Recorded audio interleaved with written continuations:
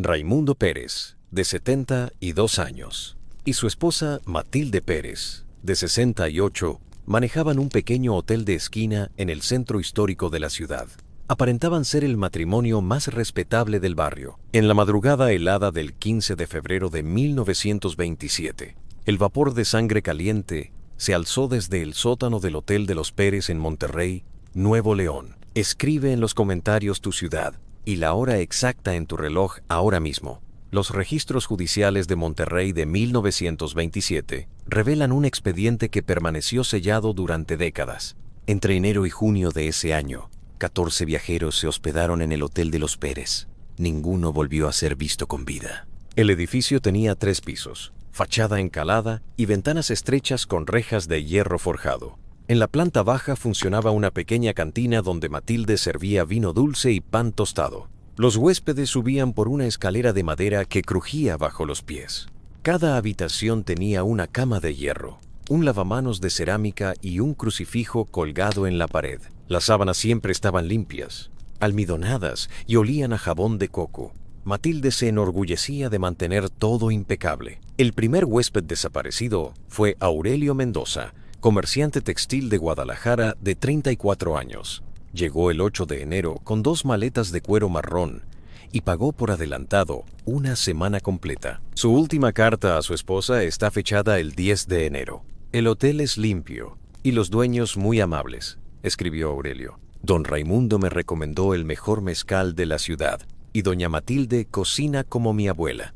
La carta nunca llegó a su destino. Fue hallada años después en el armario de la habitación número 7.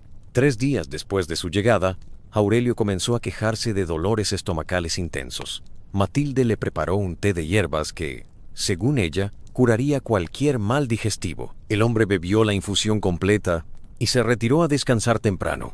Esa noche, los huéspedes de las habitaciones contiguas escucharon gemidos ahogados procedentes del cuarto de Aurelio. Sonidos guturales, como si alguien intentara gritar con la boca tapada. Los ruidos cesaron cerca de las 4 de la madrugada. Al día siguiente, Raimundo anunció que el comerciante había partido antes del amanecer por asuntos urgentes de negocio. Sus maletas habían desaparecido, pero en el armario quedaron 3 camisas dobladas y un par de zapatos de cuero negro perfectamente lustrados. El segundo caso fue Esperanza Villarreal, maestra de escuela de 29 años que viajaba desde Saltillo para visitar a unos primos. Llegó el 22 de enero con una maleta pequeña y un bolso de tela azul. Era una mujer delgada, de cabello castaño recogido en un moño alto.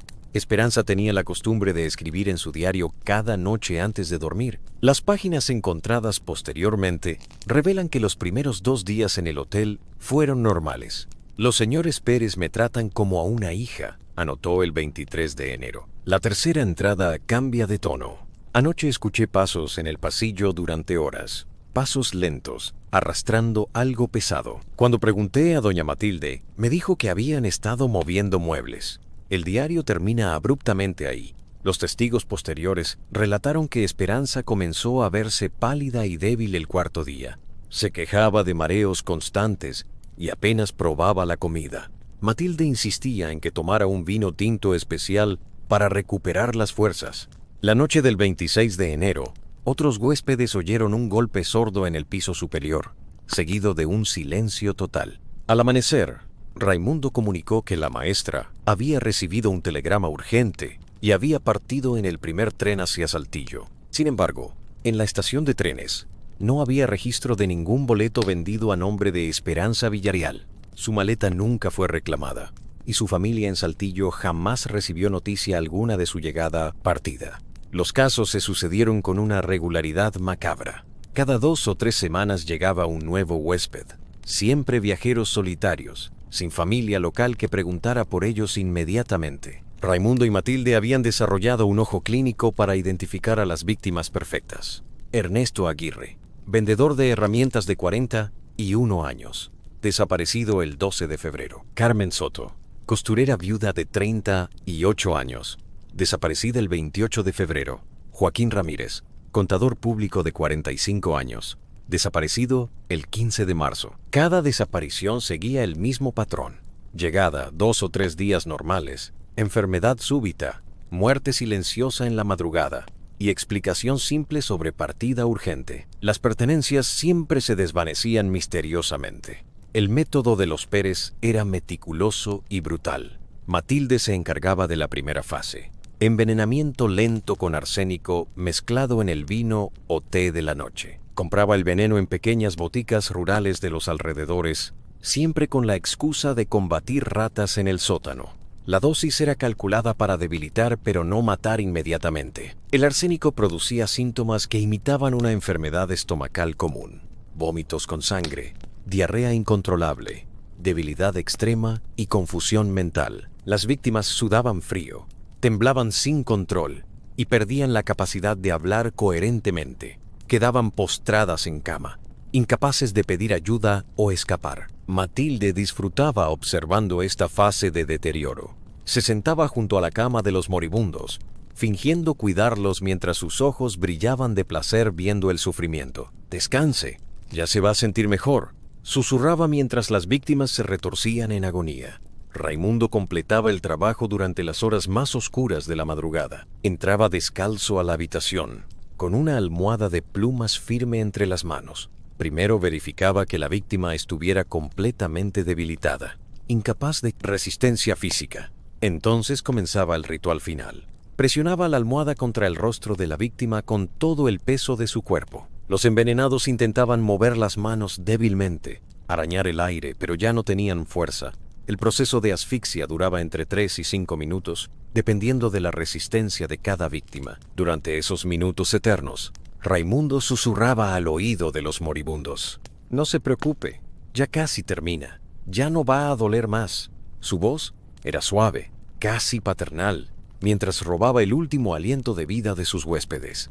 Los forenses que examinaron los restos años después encontraron fracturas en varios huesos faciales, señal de que algunas víctimas habían luchado desesperadamente contra la almohada que les robaba el aire. Las uñas rotas y los nudillos magullados confirmaban la agonía final. En 3 cráneos se detectaron marcas de mordeduras autoinfligidas en la lengua, evidencia de convulsiones extremas durante la asfixia. Los dientes de varias víctimas mostraban astillas y fracturas por la presión de apretar las mandíbulas durante los espasmos finales. En algunos huesos del cuello se encontraron microfracturas causadas por la contorsión desesperada, buscando aire. Una vez muerto el huésped, comenzaba la fase más siniestra del proceso. Raimundo esperaba exactamente 1 hora antes de mover el cadáver para asegurar la rigidez inicial. Luego cargaba el cuerpo hasta el sótano, utilizando una polea improvisada que había instalado en el hueco de la escalera trasera. El sistema de poleas incluía cuerdas de cuero tratado que no crujían al soportar peso. Raimundo había engrasado cada polea con sebo de res para eliminar cualquier sonido que pudiera despertar a otros huéspedes.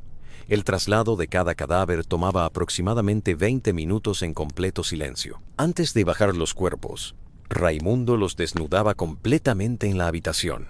La ropa era separada meticulosamente. Las piezas, manchadas de sangre o fluidos, se quemaban inmediatamente en la chimenea. Las limpias se guardaban para venta posterior. El sótano del Hotel de los Pérez era un espacio rectangular de aproximadamente 40 metros cuadrados, con techo bajo y piso de tierra batida húmeda. Raimundo había cavado una fosa común de forma irregular, de 3 metros de largo por 2 de ancho y apenas 60 centímetros de profundidad. Las paredes del sótano sudaban humedad constantemente, creando un ambiente ideal para la descomposición acelerada. Raimundo había colocado canaletas de madera alrededor de la fosa para dirigir el agua filtrada hacia los cadáveres, acelerando el proceso de putrefacción. Los cuerpos eran arrojados sin ceremonia alguna, a veces uno encima del otro cuando el espacio se reducía. Raimundo había desarrollado un sistema de capas. Primero depositaba un cadáver,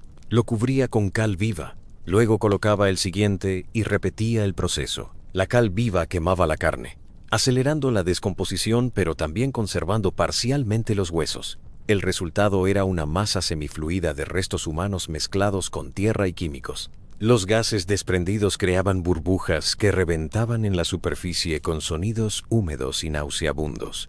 Cuando la fosa se llenaba demasiado, Raimundo removía los restos más antiguos con una pala de hierro forjado. Los huesos desarticulados eran triturados con un martillo y mezclados con la tierra del jardín trasero, donde Matilde cultivaba jitomates y chiles que vendía en el mercado dominical. Para disimular el hedor, Matilde quemaba incienso de copal negro en toda la planta baja del hotel. También cocinaba constantemente guisos con especias fuertes, comino tostado, orégano silvestre y chile chipotle ahumado. Los vapores de la cocina se mezclaban con el aroma metálico de la muerte, creando una fragancia compleja que los vecinos asociaban con la buena comida casera. Matilde había aprendido que ciertos olores enmascaran mejor que otros el aroma de la descomposición. Los domingos preparaba mole poblano con chocolate amargo, cuyo aroma intenso cubría completamente cualquier rastro sospechoso durante todo el día. Las pertenencias de las víctimas tenían un destino diferente y meticulosamente organizado. Matilde había dividido el armario principal en secciones según el valor de cada objeto. La ropa en buen estado era lavada con jabón de sosa cáustica para eliminar cualquier rastro de sangre, reparada con hilo y aguja, y vendida discretamente en el mercado de segunda mano de los domingos. Los zapatos recibían un tratamiento especial. Raimundo los desinfectaba con alcohol de caña, los lustraba hasta que brillaran y los vendía por pares en diferentes mercados de la ciudad, nunca en el mismo lugar 2 veces consecutivas. Tenía una libreta donde anotaba dónde había vendido cada par para evitar patrones reconocibles. Los documentos personales, cartas, fotografías familiares, cédulas de identidad, se quemaban en la chimenea cada fin de mes durante la luna nueva, cuando las cenizas se dispersaban mejor en la oscuridad. Matilde había desarrollado una superstición al respecto. Quemar documentos con luna llena traería mala suerte al negocio. Los objetos de valor seguían un protocolo aún más elaborado. Relojes, anillos, monedas de oro, cadenas y pulseras eran guardados en una caja de metal forrada con terciopelo rojo bajo la cama matrimonial de los Pérez. Cada objeto era envuelto individualmente en tela de algodón blanco para evitar que se rayaran entre sí. Nunca vendían estas piezas inmediatamente. Esperaban exactamente 6 meses antes de deshacerse de ellas. Y siempre en ciudades lejanas como Tampico, Veracruz o Guadalajara. Raimundo emprendía viajes de 3 días específicamente para estas ventas, utilizando documentos falsos que había obtenido de un falsificador de Laredo. La caja de metal contenía también trofeos más macabros. Matilde coleccionaba un objeto personal pequeño de cada víctima como recuerdo. Un botón de camisa, un mechón de cabello, un diente de oro. Los guardaba en bolsitas de tela marcadas con las iniciales de cada huésped muerto. El primer indicio público del horror surgió por pura casualidad. Teodoro Maldonado, carpintero local contratado para reparar unas tablas del piso en abril, notó que cierta área del sótano parecía hundirse ligeramente bajo sus pies. Cuando mencionó el problema a Raimundo, el anciano se mostró nervioso y le prohibió trabajar en esa zona. «Es solo tierra suelta», murmuró. «Ya se asentará con las lluvias». Teodoro encontró extraña la explicación, pero no insistió. Sin embargo, el carpintero comentó el incidente con otros comerciantes del barrio. Varios coincidieron en que el hotel tenía un olor peculiar, especialmente intenso después de las lluvias. «Huele como cuando se pudre la carne en el rastro», comentó un carnicero. La sospecha creció lentamente. Los vecinos comenzaron a notar que los huéspedes del hotel llegaban con equipaje, pero nunca se les veía partir con él. También observaron que los Pérez compraban cal y telas, con inusual frecuencia para un negocio tan pequeño. En mayo llegó el huésped que cambiaría todo. Salvador Herrera, periodista de El Universal de 33 años, enviado a Monterrey para cubrir la inauguración de una fábrica textil. Era un hombre observador, acostumbrado a hacer preguntas incómodas y detectar inconsistencias en las historias que le contaban. Salvador notó inmediatamente múltiples anomalías en el hotel. Primero, el olor extraño que se intensificaba por las noches. Segundo, que los Pérez conocían demasiados detalles sobre huéspedes que supuestamente habían partido días atrás. Tercero, que había ropa colgada en el patio que no correspondía con la talla de los ancianos. En su primera noche, escribió en su libreta: «Hay algo podrido en este lugar. Literalmente, no es comida descompuesta. Es algo más profundo, más dulce y nauseabundo, como si hubiera cadáveres enterrados bajo el piso.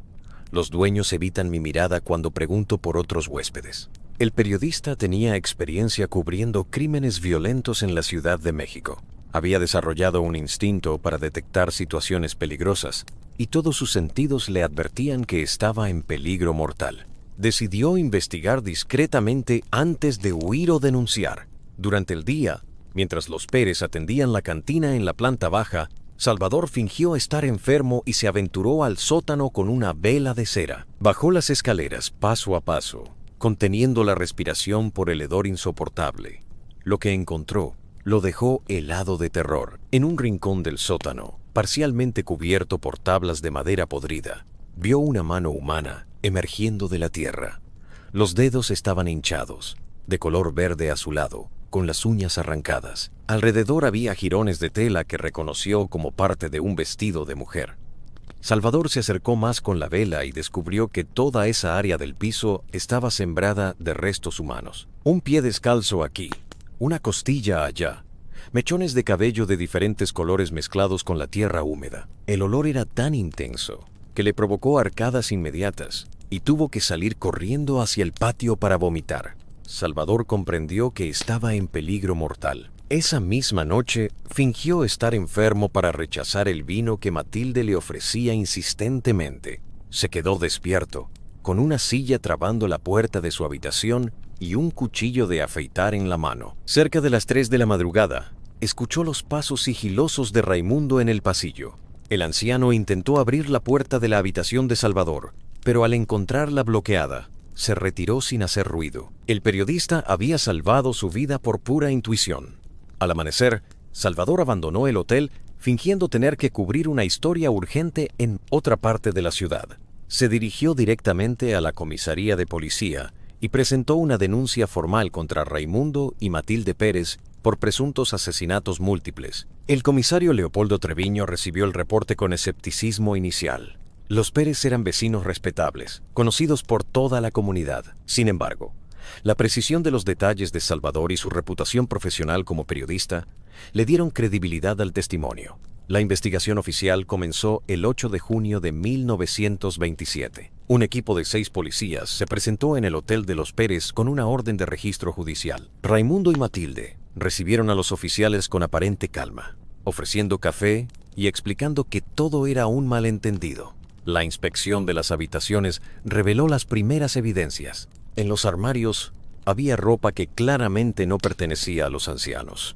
Vestidos de mujer de tallas diferentes, camisas de hombre de diversos estilos, zapatos de números variados y sombreros que no correspondían con la edad de los propietarios. Bajo las camas se encontraron objetos personales dispersos: un rosario de perlas, una pluma fuente de oro con iniciales grabadas, un reloj de bolsillo detenido a las 3:47, monedas de diferentes estados y una fotografía de una familia desconocida. Pero la verdadera revelación llegó cuando los investigadores descendieron al sótano. El hedor era tan intenso que varios policías vomitaron inmediatamente. El aire estaba saturado de gases de descomposición mezclados con el aroma ácido de la cal viva. La excavación de la fosa reveló un escenario dantesco que superó las peores expectativas de los investigadores. Los restos de al menos 12 cuerpos se encontraban enterrados en diferentes estados de descomposición. Algunos cadáveres recientes aún conservaban jirones de ropa pegados a la carne en putrefacción y mechones de cabello húmedo pegado al cráneo. Los cuerpos más antiguos habían quedado reducidos a huesos dispersos y fragmentos de piel momificada de color marrón oscuro. Entre los restos se encontraron larvas de mosca del tamaño de gusanos de seda y escarabajos carroñeros que habían hecho del sótano su hogar permanente. El doctor Salinas tuvo que usar una máscara empapada en alcohol de caña para poder trabajar en el sitio. Sus notas forenses describen el hallazgo más perturbador. Varios esqueletos mostraban señales de haber sido roídos post-mortem, probablemente por ratas que habían accedido a los cadáveres a través de túneles excavados en la tierra suelta. En la esquina noreste de la fosa se encontró lo que inicialmente parecía ser el cráneo de un niño, pero el análisis posterior reveló que pertenecía a una mujer adulta de estatura muy pequeña. El hueso frontal tenía una fractura en forma de estrella, causada por un golpe contundente que precedió a la asfixia. El forense municipal, Dr. Rigoberto Salinas, Catalogó meticulosamente los hallazgos durante 3 días consecutivos. Cráneos con fracturas múltiples en la región nasal, costillas rotas por presión extrema aplicada desde arriba, huesos de las manos con uñas completamente arrancadas e incrustadas en las falanges. La evidencia más estremecedora se encontró en los huesos del cuello. Microfracturas en el hueso hioides de todas las víctimas, confirmando que cada una había sido estrangulada o asfixiada. En 3 casos, el hueso estaba completamente roto, indicando una fuerza brutal aplicada durante varios minutos. En varios esqueletos, se identificaron heridas defensivas que contaban la historia de cada muerte. Fracturas en los antebrazos por intentar bloquear ataques, dedos rotos por tratar de quitar las manos del agresor del cuello, traumatismos en las muñecas por forcejeos desesperados. Los fémures de 2 víctimas mostraban marcas de dientes humanos, evidencia de que los Pérez ocasionalmente habían mordido a sus víctimas durante el proceso de asesinato, ya fuera por sadismo extremo o como método adicional de tortura antes de la muerte final.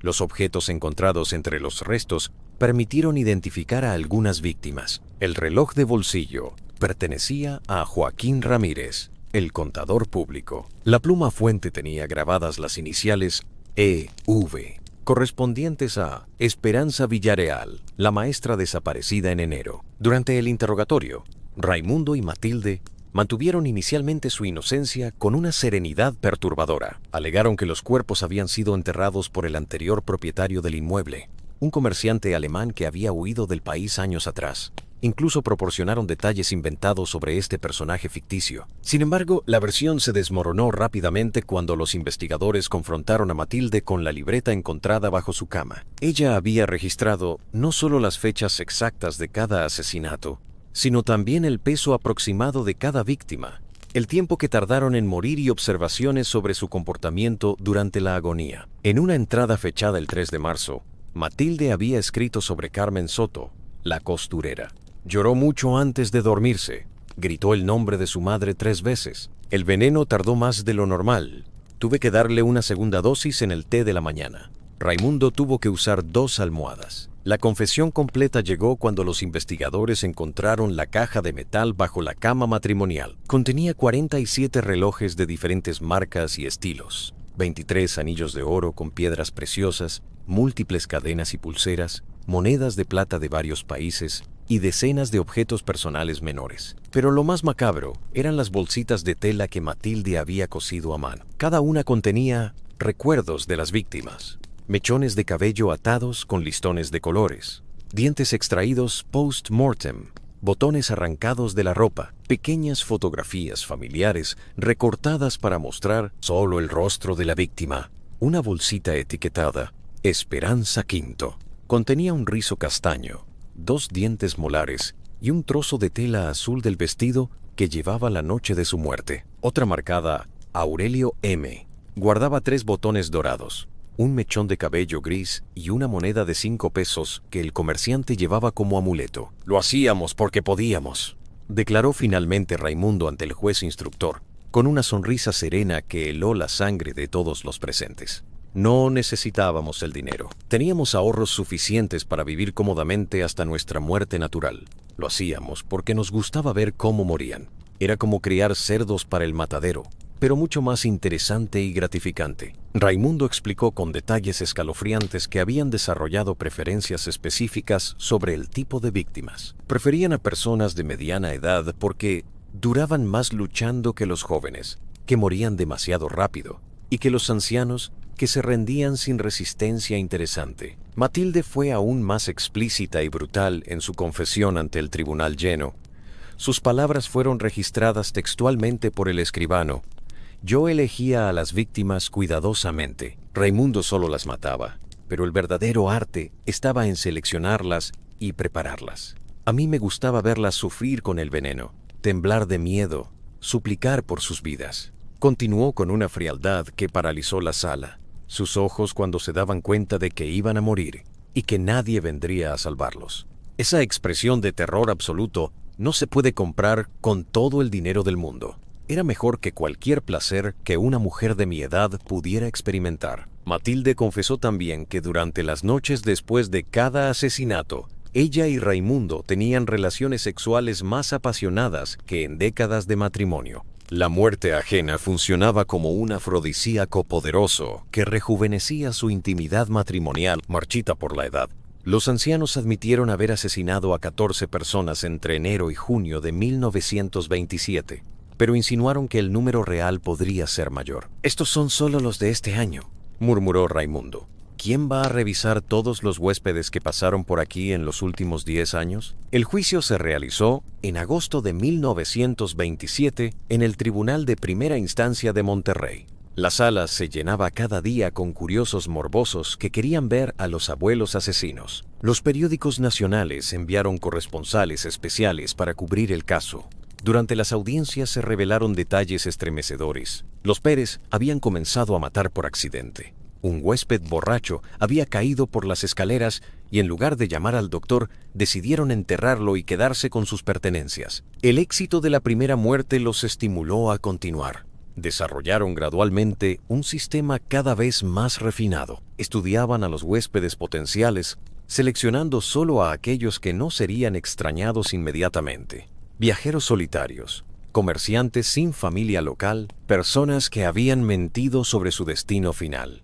El método del envenenamiento progresivo permitía que las víctimas parecieran morir de causas naturales si alguien las descubría antes del golpe de gracia. La asfixia posterior eliminaba cualquier posibilidad de supervivencia y minimizaba el ruido que pudiera alertar a otros huéspedes. Los vecinos que testificaron en el juicio admitieron que habían sospechado durante meses, pero nadie se atrevió a denunciar por temor a equivocarse o por respeto a la edad de los acusados. El silencio colectivo había permitido que la matanza continuara impunemente. «Todos sabíamos que algo estaba mal», declaró Remedios Garza, dueña de la panadería contigua. «El olor, los ruidos nocturnos, la gente que llegaba pero nunca se iba. Pero eran don Raimundo y doña Matilde. Pensábamos que eran inofensivos».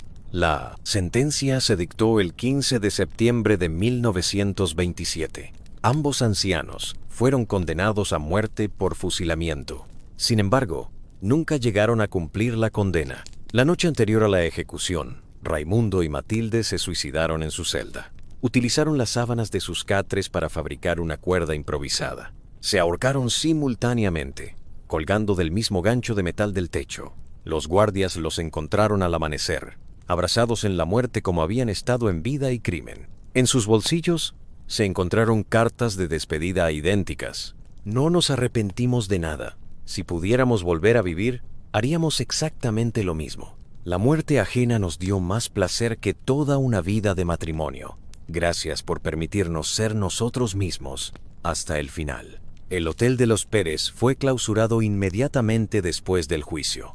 El edificio permaneció vacío durante años, con las ventanas tapiadas y una cruz pintada en la puerta principal. Los vecinos evitaban pasar frente a la construcción, especialmente durante las noches de lluvia. En 1934 el inmueble fue demolido completamente. En su lugar se construyó un mercado de frutas y verduras que funcionó hasta mediados de los años 60. Sin embargo, los comerciantes que trabajaron ahí relataron que durante las temporadas húmedas regresaba el aroma metálico característico, brotando desde las grietas del piso. Los restos de las 14 víctimas fueron enterrados en una fosa común del cementerio municipal de Monterrey.